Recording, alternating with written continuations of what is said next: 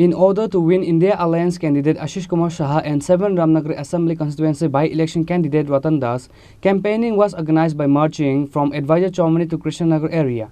CPIM State Secretary Jitendra Chaudhary and other members of CPIM and Congress were present. After the India Alliance candidate name of Ashish Kumar Saha and 7 Ramnagar constituency by-election candidate Ratan Das was announced, several election campaigns and preparation has been going on across the state.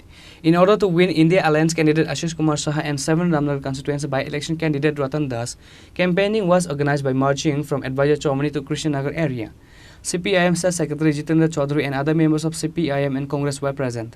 মিছিল হবে দেশকে লুণ্ঠনকারী দেশের সংবিধান এবং গণতন্ত্রকে ধ্বংসের যজ্ঞ শুরু করেছে এই শক্তিকে হারিয়ে গণতন্ত্র সংবিধান এবং প্রগতির শক্তিকে যাতে জেতানো যায় Moreover, CPIM State Secretary Jitendra Chaudhary requested to the people to vote for India Alliance candidate and make victorious in this election. Reporter by Pranav from Agartala, Chini, Khorang.